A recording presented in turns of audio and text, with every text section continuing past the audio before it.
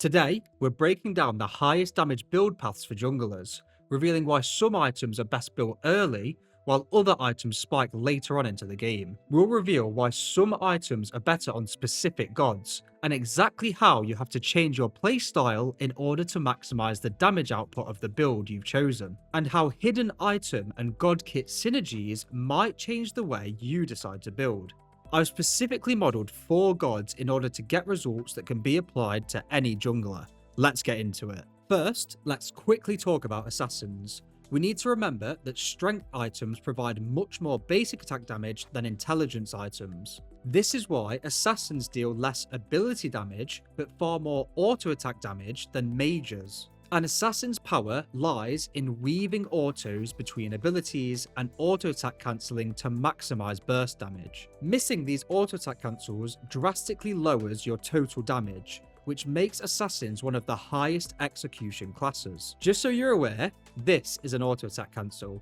It's where you attack and then use an ability that has a super fast pre and post fire animation. This allows you to hit 2 auto attacks in a shorter space of time than just holding down left click, and this increases a character's burst damage. Just so we're clear, this is how I've modelled assassins. Whenever I talk about the burst damage of a build, I am talking about the total damage of all of their abilities, 3 auto attack cancels, and if the build contains hydras, these auto attack cancels are enhanced by 30%, and 1 full second of the assassin auto-attacking. I have used seconds for this so we can account for the assassin's attack speed, and we can see if any attack speed items appear in the simulation. When I talk about DPS in this video, it is the total damage of the assassin's ultimate, 6 non-ultimate abilities, 6 auto-attack cancels, and 2 seconds of basic attacks, all divided by the god's longest non-ultimate ability cooldown. This allows us to take into account how cooldown rate can affect overall damage over a period of time. So first, let's discuss the best first items for ability-based strength scaling gods. First, we'll discuss DPS. These are the items that do the most damage over 2 rotations of abilities and over the total time it took to cast those abilities. As usual, at the top of the list is Avatar's Parachute, the highest strength item in the game. This high strength contributes massively to your ability and auto attack damage, making it the highest DPS first item possible. Not too far behind we have the Crusher, an extremely bloated item with a massive 60 strength, 10 cooldown rate, and a passive that adds extra strength scaling to your abilities. All of these stats combined make it an amazing DPS item, and the strength especially contributes to overall DPS when we consider that in this simulation, and at this point in the game, the assassin is getting 8 auto attacks off in this DPS calculation. After quite a bit of a fall off, Hydra's Lament appears. With 40 strength and 10 cooldown rate, this item contributes a lot to DPS, but its main contribution is from its passive, which increases your next auto attack damage by 30% after casting an ability. This item is especially good on characters with auto attack cancels, and characters who can lock down enemies straight after casting an ability, like Nemesis, Fenrir, and Awilix, because it suits the playstyle they are already going for, weaving in auto attacks between abilities. Hydra's does appear high on the chart here, in 3rd place, but I have modelled the assassins to get a full 3 auto attack cancels off per ability rotation, which could be inflating the value of Hydra's here, but if you get 1 or 2 auto attack cancels off, Hydra's would appear slightly further down the list. So it's completely up to you how confident you are getting auto attacks off straight away after abilities. Next on the chart is Tekko Kagi. With 60 strength and 10 cooldown rate, it's a solid first item, and the increased movement speed from its passive can be extremely helpful in the early game to catch up with fleeing opponents for a couple of extra auto attacks. Jotun's Revenge appears next. This is a medium strength, high cooldown rate item which will be decently good for DPS. But even given this is the highest cooldown rate strength item in the game, it still lacks in DPS when compared to Crusher. Again, this is because the relatively low strength negatively impacts your overall auto attack damage. Next is Arendite, a 55 strength, 15 cooldown rate item. These stats are great for DPS in the early game, and its passive allows you to catch up to enemies and do extra damage when activated, which could be a massive advantage in a fight. Next is Pendulum Blade, which is a meta item at the moment, decreasing your cooldowns by 4 seconds when you activate it. I have modeled it to provide an extra 10% cooldown reduction at all times, which could be undervaluing it here. If you can use it at the perfect time to reset your cooldowns, this item could provide around 50% cooldown reduction, taking an ability from an 8-second cooldown to a 4-second cooldown exactly when you need it to, which would double your effective DPS in that situation. So you could definitely look at Pendulum Blade if you think you'll get value out of its active component. Oathsworn Spear appears next. This item provides flat penetration based on your level. If you've seen my protections and penetration video, you'll know that flat penetration is super strong, especially in the early game. So this item appears in a decent place in the DPS chart. Then we have Titan's Bane. With 50 strength and 35% penetration, Titan's Bane is easily the best item in the game for strength users. And when an enemy god is level 5, Titan's Bane is providing an effective 10 flat penetration, so it's no wonder we see this item appearing in the highest DPS first items. Of course, there is another consideration we have to make when deciding which first items are best, and that's the cost of the item. Cheaper items mean that you can get your build online faster and take advantage of having an item completed before your enemy does. This is really important in the jungle role, because if you get enough gold for a cheap item and buy it straight away, you can gank lanes where enemies haven't got their first item online yet, and fight them while having a huge advantage over them, which could lead to kills or denying the enemy farm, allowing you to begin snowballing and building up your advantage and momentum. If we now modify this chart to consider cost, it can show us which items fare up the best for overall DPS, and how long it takes for the item to come online. When considering DPS and cost, Jotuns does come out on top, with Hydra's almost paired. Surprisingly, even the expensive Crusher also fares super well. Tekko Kage's, Arendite, Pendulum Blade and Oathsworn Spear appear slightly lower in this mathematical ordering, but all of these items could definitely be considered as good first items in the jungle role, especially because I haven't considered Arendite's or Tekko's passives, which could give you a huge advantage on gods that want to stick to enemies, as both passives provide movement speed. DPS is a decent metric to use when trying to find an optimal first item, because this stat is telling us which items maximize damage over time, which is really useful for clearing jungle camps with abilities or for extended fights with enemies. Quickly clearing the jungle is really important so you can maximize gold and XP gain, and find extra time for opportune moments like ganking enemy lanes. But in the early game, fights don't tend to last for more than one ability rotation, as players tend to use all of their abilities and then back out of fights, so DPS might not be the best metric you want to use for calculating the best first items.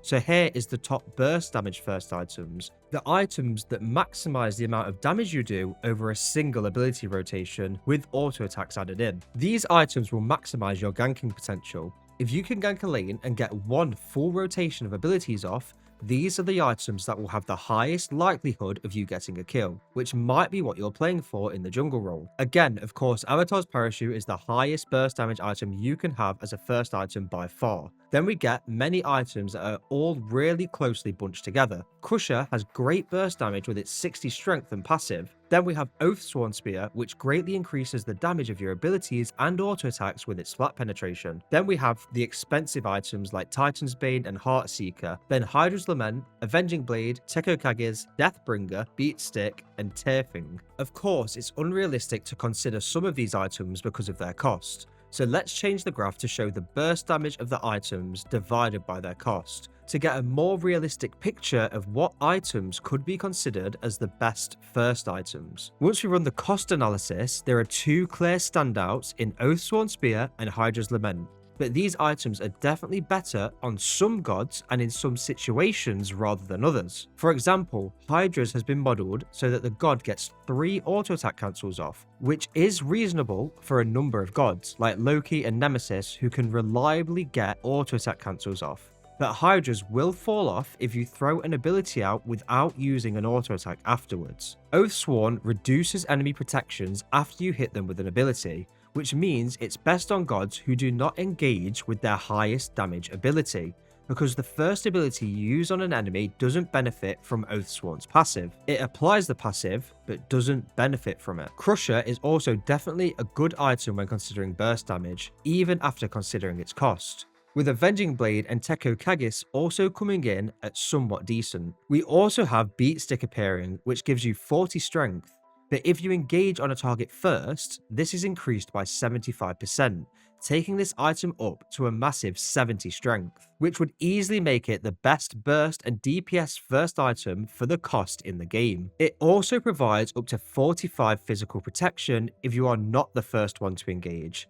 And in the case that an enemy god heals near you, this item provides 70 strength and 45 physical protections for 4 seconds, which makes this probably the most stat efficient item in the game in this case. If you're against enemies with healing abilities, this is probably the best first item in the game and should definitely be considered. If you like my content, please like, comment and subscribe, thank you. So over both graphs, for DPS and burst damage, Hydra's does come out on top for both metrics, showing exactly why it is built as a first item by so many top tier players. But remember, this item will perform poorly if you're not weaving in auto attacks after every ability, meaning it is a high execution item that will definitely be better on confident players than newer players. Jotuns will be a fine first item, and the cooldown rate could come in clutch in the right scenario where it gives you just enough cooldown to get an extra ability or two off during a fight. Arendite will be a great mix of burst and cooldown and suits gods like Pele who want to chase enemies after ulting. Oathsworn will provide amazing burst damage for its cost. Tekokagis has a great mix of DPS and burst damage, and the extra movement speed it provides could allow you to get an extra auto attack or two off during a fight. Pendulum Blade is a meta first item at the moment, and its active is extremely strong, making it great for short fights by allowing you to get a whole extra rotation of abilities out 4 seconds earlier. The Crusher is also an item that appears consistently over both metrics. It is expensive, which would mean buying this first would hurt your early game,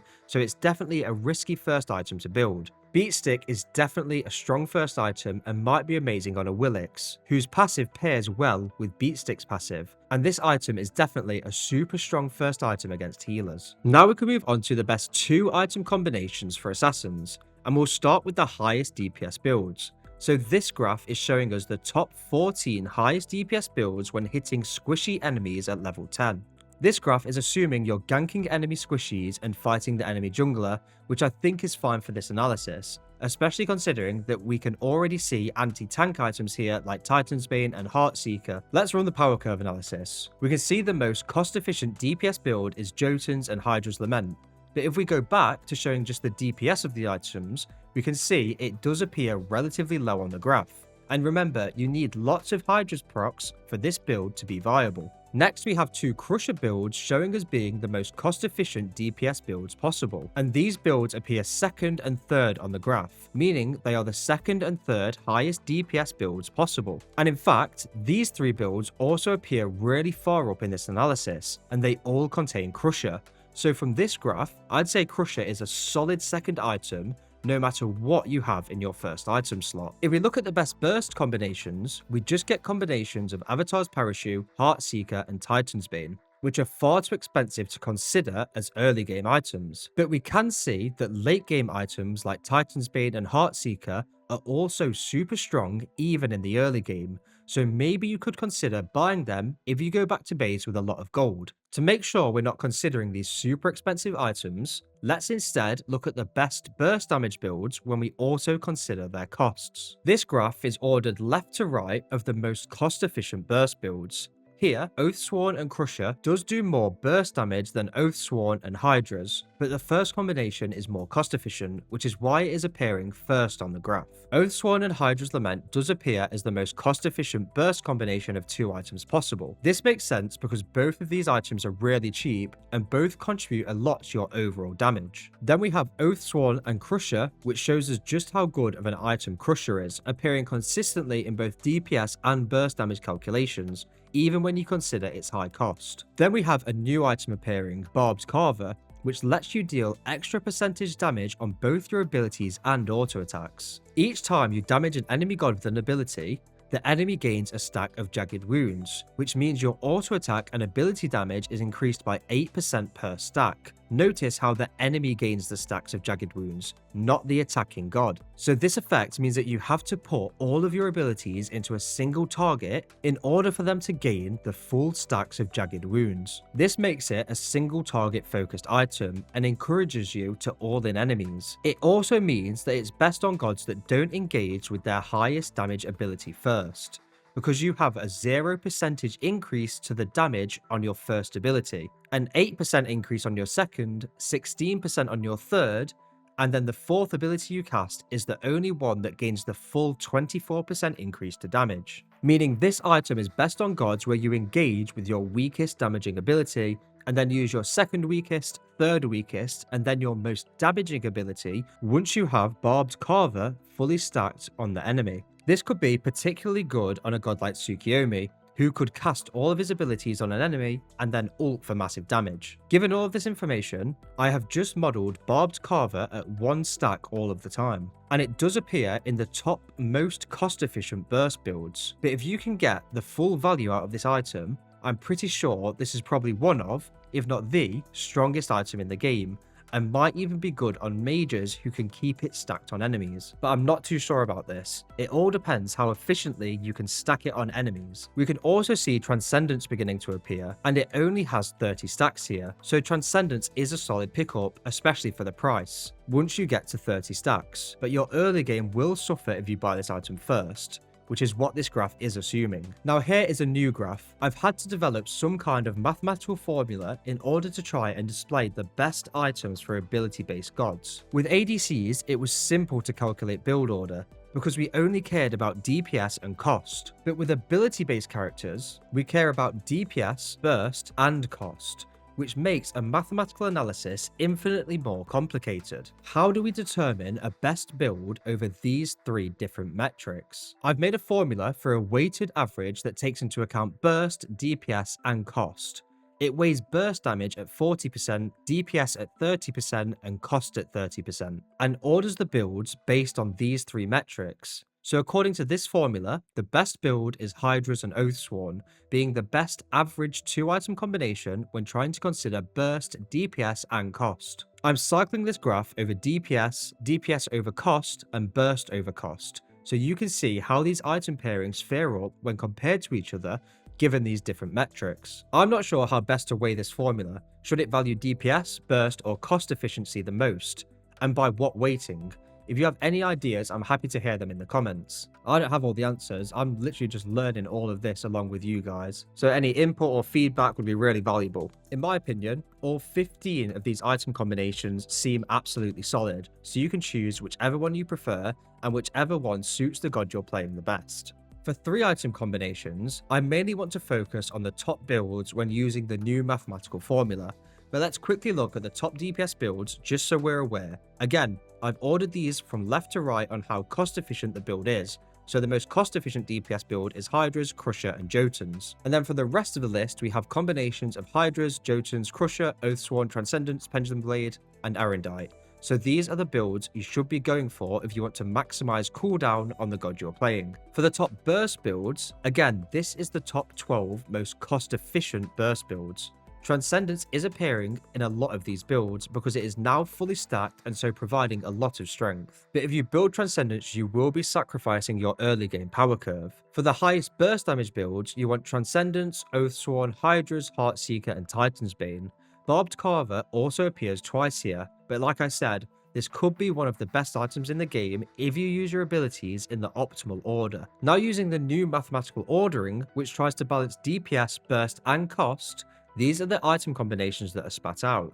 Using this new metric, Transcendence, Oathsworn, and Hydra's does come out on top, and is quoted as being the best given the weightings I have determined for each metric being measured. Again, all of these item combinations would definitely be solid, so it's up to you to choose what best suits your game, your playstyle, and god the best. And finally, just to show that these builds can be ordered differently depending on how I change the parameters of the mathematical formula, these are the top 12 builds where I have weighted cost and burst much less less, but DPS much higher. I'm just trying to prove a point that it is nearly impossible to determine a best build for ability-based characters. There's far too much to consider in a real game, but all of these builds I've shown so far, and with all of the information we've discussed, can help us to determine what items to build and in what order. The key idea here is that the weighting forces us to acknowledge trade-offs in itemization. You can't have everything. The highest burst, highest DPS, and lowest cost all in one build doesn't exist. So the weighting gives us a way to quantify those trade-offs and make data-driven decisions. It doesn't tell us the one true build. Instead, it helps us understand why certain builds perform better depending on what we value most in our playstyles. In the interest of keeping this video a little bit shorter, let's just look at the new mathematical ordering for 4 item combinations. For 4 item combinations, I am now assuming you're hitting the whole enemy team, and this average time to kill is the total time it takes for the assassin to kill the whole enemy team. So the lower the builds appear here, the better they are. Again, by the mathematical formula, this build appears as the best, and they get progressively worse by the measured metrics as you move from left to right. These are the item combinations that get spat out. These combinations may be slightly overvaluing burst damage and cost, which is why there is little cooldown and many instances of transcendence appearing. But I think the most important thing to note about 4 item combinations is that Titan's Bane, Heartseeker, or both are now appearing in every item combination. And so in your 4th item slot, if you haven't already got one of these items, you should definitely be building one of them now. And from my own analysis, I think Titan's Bane is the go-to option here, but either of these items will be good in your 4th item slot.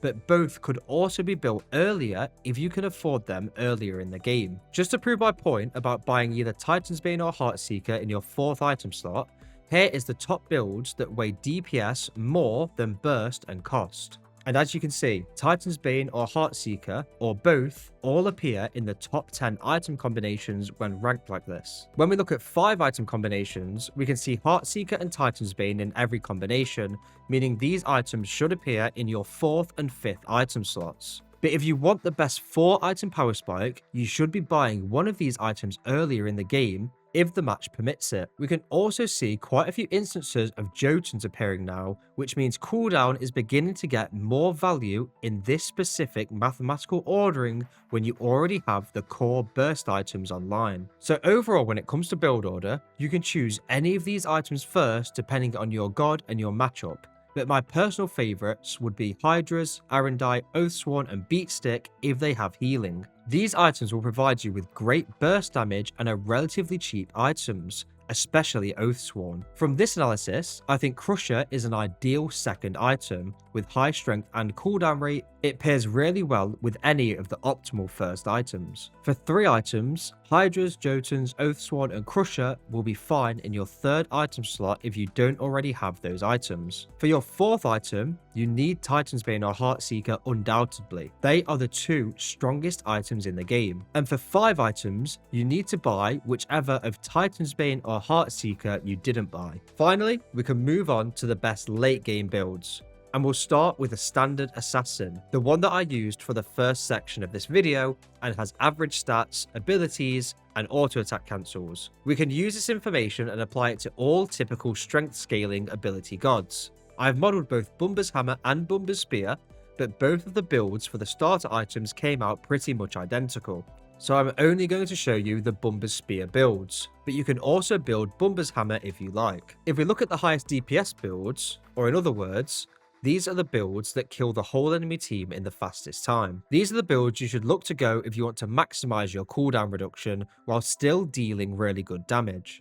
The build order for each of these builds has been determined by the mathematical formula I talked about earlier, but like I said, this build order can change depending on how much you value burst damage, cooldown rate, and the cost of items at different points in the game. For example, in the first build, you could happily swap Pendulum Blade with Jotun's Wrath, or reshuffle Crusher, Jotuns, and Pendulum Blade, but the build order shown here will absolutely be fine 99% of the time. Another thing to note is that Titan's Bane 4th and Heartseeker 5th is non-negotiable according to my calculations, but this might not always be true if your games contain just 1 or 0 tanky enemies. Although, If I show you the top DPS builds against just squishy targets, most of them still contain Heartseeker and Titan's Bane, so these items are mandatory in every single high strength build.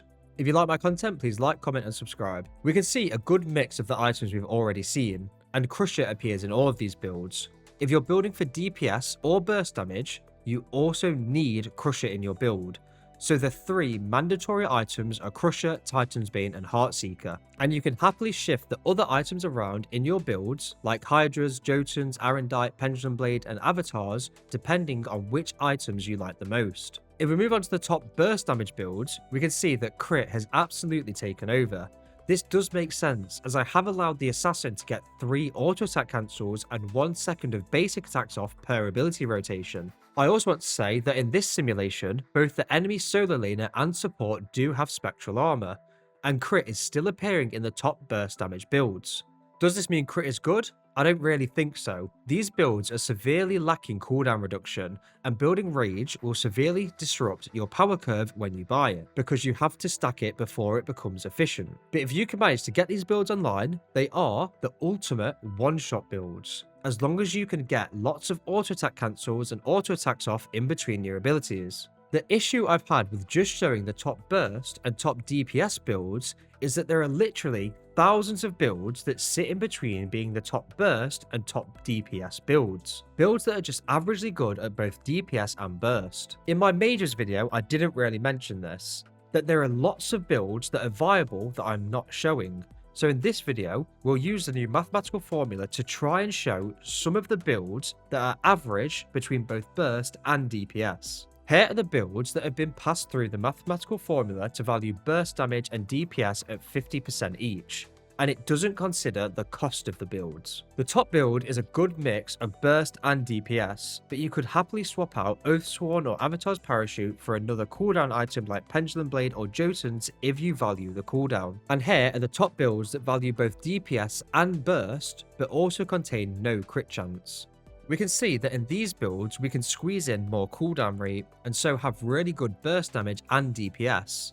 This last build looks very appealing from a power curve perspective. As we've seen, Hydras is a great first item, Oathsworn is a great second item when paired with Hydras, and Crusher is a great third item too. Then we have the mandatory Titan's Bane and Heartseeker, and then a Jotuns to round the build off with high cooldown rate. I've now modelled 3 specific gods, Fenrir, Nemesis and Awilix. So let's look if the builds change at all for these 3 gods. If we look at Fenrir's top DPS builds, we can see lots of crit appearing. This is because his third ability can crit, and has insane base damage and strength scaling, making it one of the highest hitting abilities in the game when built with crit chance and Deathbringer. And so this ability with crit contributes a lot to overall DPS. But this first build does have higher DPS, with all of the cooldown items combined with the core items of Titan's Bane and Heartseeker, and no crit appears in this build. If we look at Fenrir's top burst builds, we of course see a lot of crit appearing, with super high strength and pen items like Avatar's Parachute and Oathsworn. These builds will burst down targets the fastest, but their build paths are scuffed, with this build having no option but to put Avatar's Parachute in the first item slot. I definitely would not recommend these builds, but they could be fun if you can manage to pull them off. These are Fenrir's best average builds, and I've taken crit out because crit can be expensive, and relies on rage stacks, and this hurts your early game power curve. These builds also rely a lot on landing the auto attacks between abilities. I think crit is good on Fenrir, but just in case it's too difficult to attempt, here are his top average builds without crit chance. For Nemesis, I've modelled all of her abilities and given her an extra auto attack cancel because Hydra's procs on both dashes on your first ability. I have also allowed her to auto attack for slightly longer because she has multiple slows in her kit. Under these conditions, Hydra's appears in all of the top DPS builds, and I particularly like Arendite on Nemesis so you can ult enemies and quickly catch up to them to get the extra autos off. For the same reason, I like the Teko Kagis build here, which gives her extra movement speed to catch up with enemies. If we look at her top burst builds, again we see lots of crit appearing, and this is against tanks with spectral armor. The high strength of these builds combined with crit chance and Hydras means these builds have insane burst damage as long as you can hit multiple auto attack cancels and auto attacks between your abilities. But these builds severely lack cooldown rate and so probably aren't viable. These are Nemesis's best average builds that don't contain crit chance again.